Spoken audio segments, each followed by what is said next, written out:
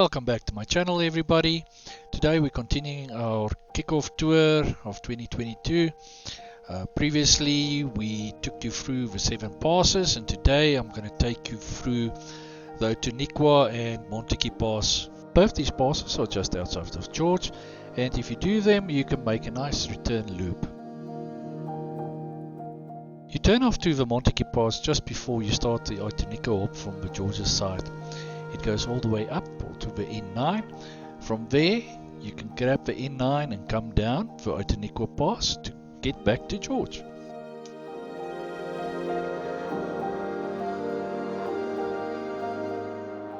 So after the 7 passes we ended up in Wilderness, and from there we made our way through George up to the terminal for Montagu. Before we started the pass, we just quickly pulled over to strategize, and from there we set off onto Montagu. Just a reminder, if you do like this video, please click that like and subscribe please. Okay, here we go for Montagu.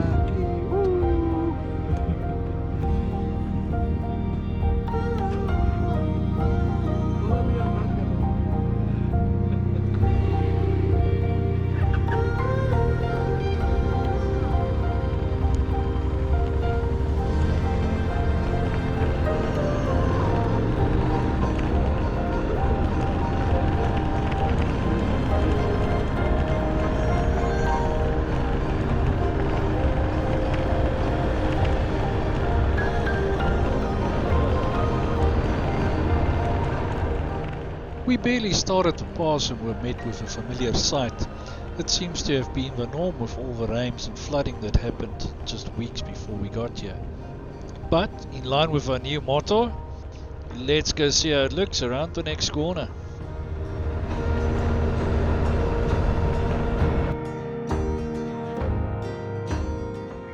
The pass was named after John Montagu. Apparently he was a colonial secretary of the Cape in the 1840s. He was an enthusiast of good roads, and this resulted in the first ambiguous project in South Africa for constructing these passes.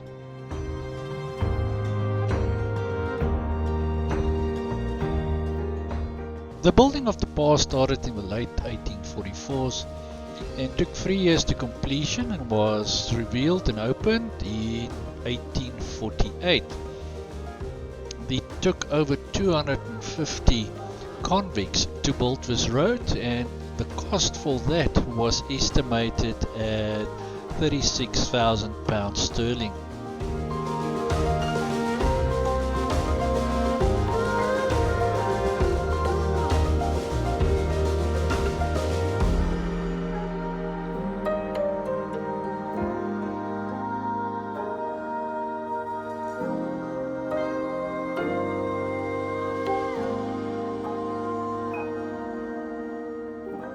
The pass was built to connect George with Oudtshoorn. Now in the old days there was a Craddock pass that was very treacherous, and just to get up the mountain will take them 3 days on their journey towards Oudtshoorn.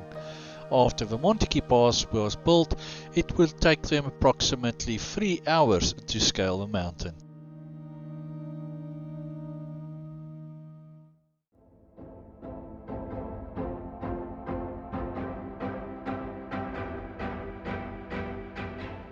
The pass isn't that long, it's only just over 17 kilometers, but it contains a staggering 126 turns and bends, and at some places you get a maximum gradient of 1 to 6.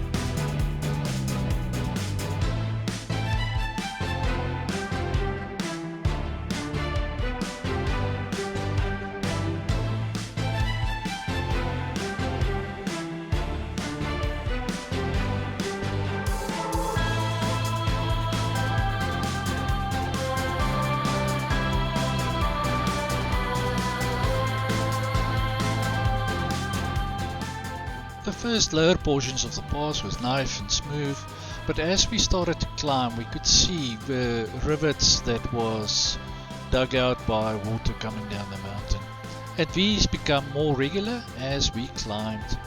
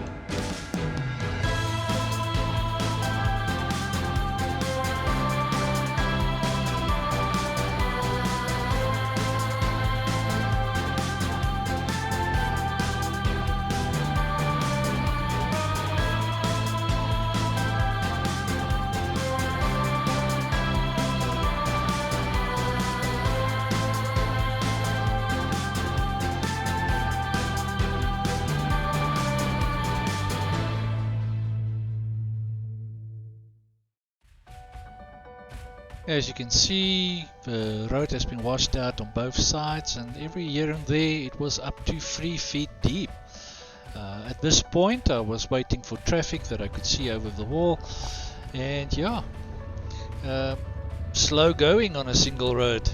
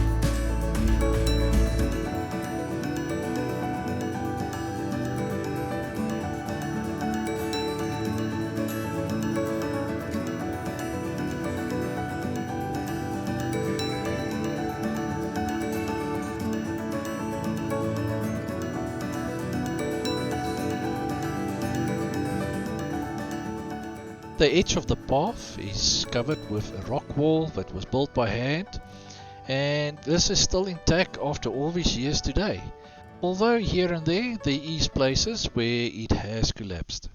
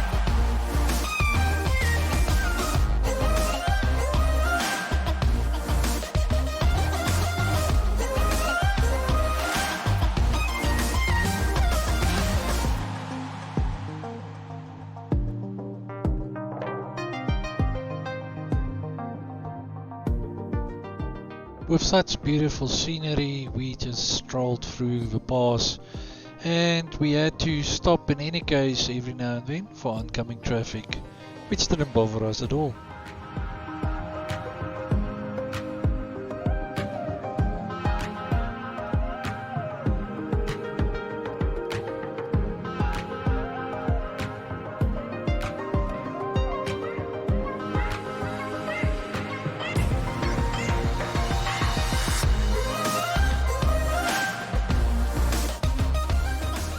And before we know it, we were at a lookout point as well as the start of a hiking trail that you can take.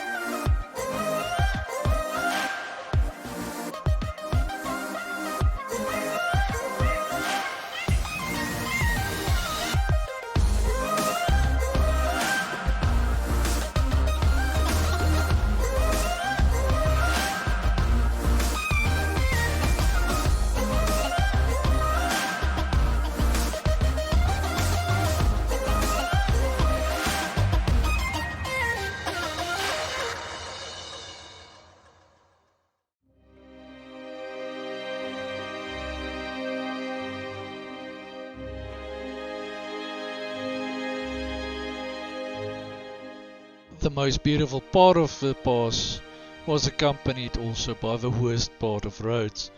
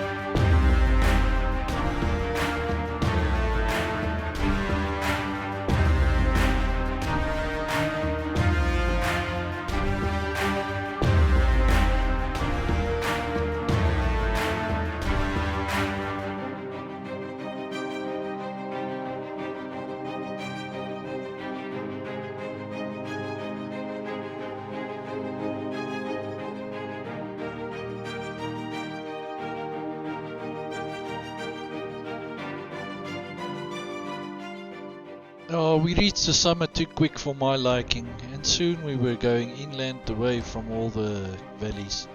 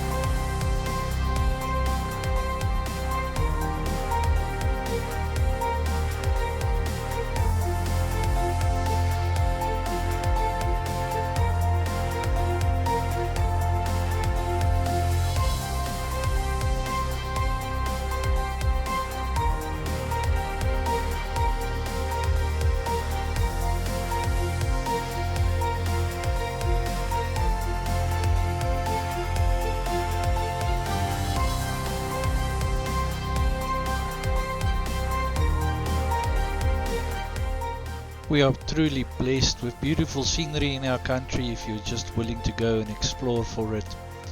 Soon the dirt part of the road was finished and we continued on to the N9, where we were greeted with the mountains wearing their blankets.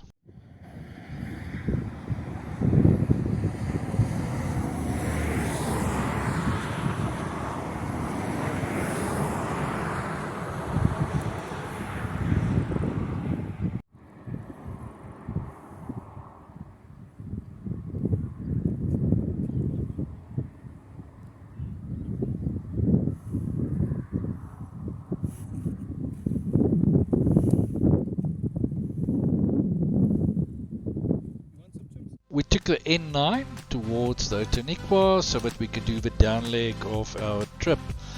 I'm just gonna go and show you this quickly and just let it run.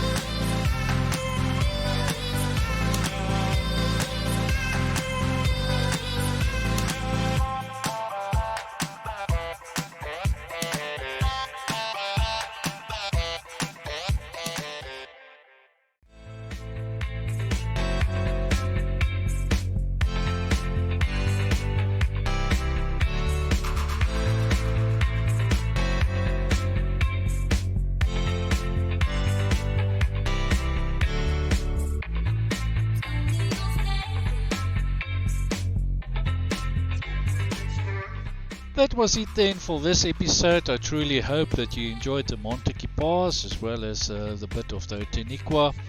Please catch me on my next episode where we'll be covering the Swartberg Pass.